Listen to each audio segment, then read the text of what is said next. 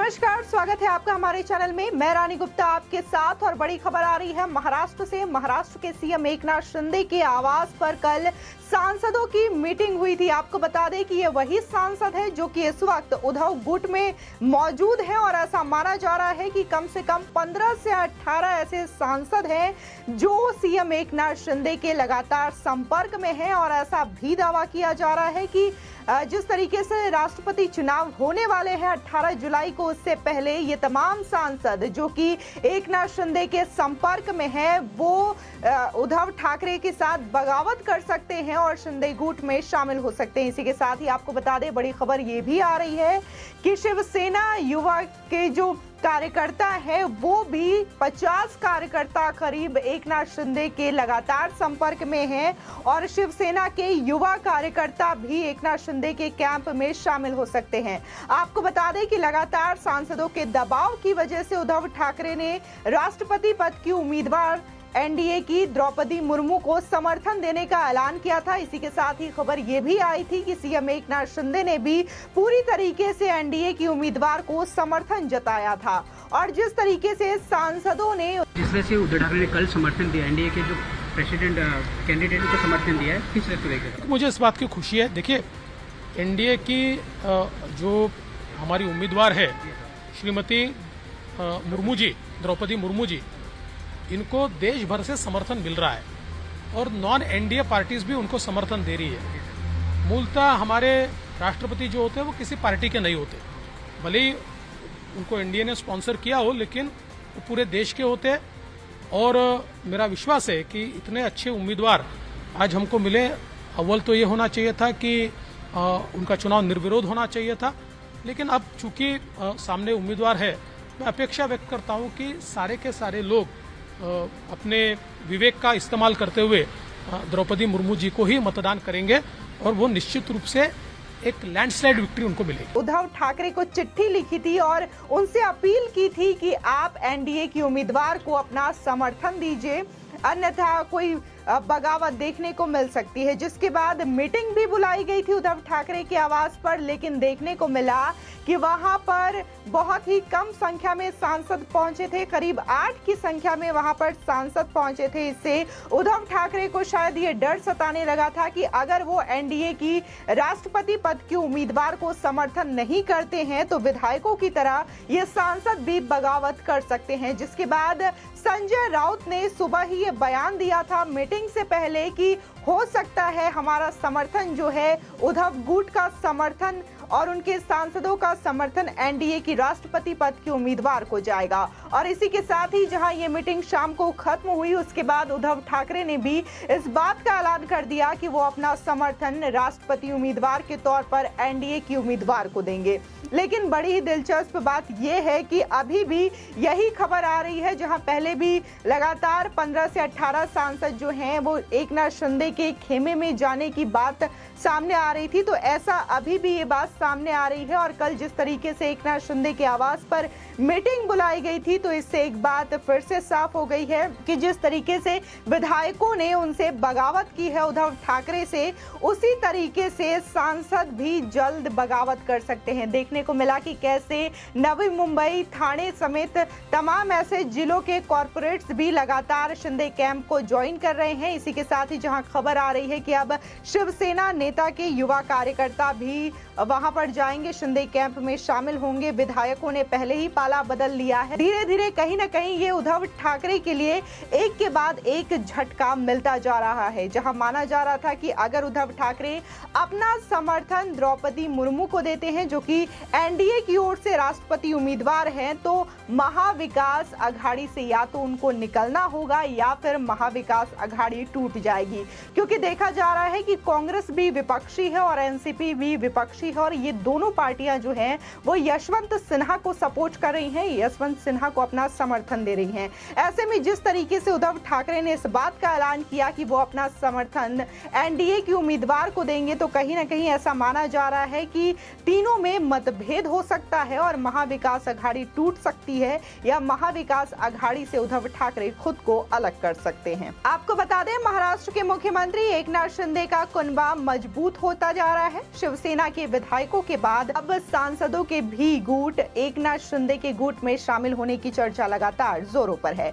आपको बता दें, सूत्रों के मुताबिक शिवसेना के करीब 18 से 15 सांसद एकनाथ शिंदे के संपर्क में हैं।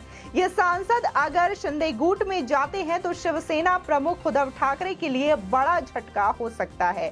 सूत्रों के मुताबिक बीती रात एकनाथ शिंदे के शिवसेना सांसदों के साथ अहम मीटिंग हुई है।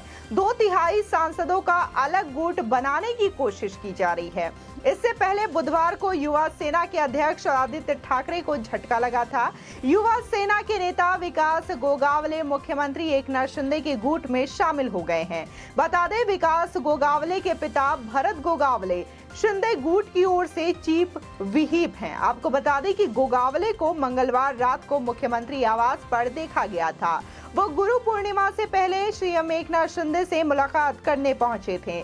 विकास गोगावले ने दावा किया है कि युवा सेना के कम से कम 50 पदाधिकारी इस हफ्ते तक शिंदे गुट में शामिल होंगे। बता दें, गोगावले से पहले शिवसेना प्रवक्ता और मुंबई की पूर्व सांसद शीतल महात्रे और शिवसेना के कुछ कार्यकर्ता मंगलवार को शिंदे गुट में शामिल हुए हैं।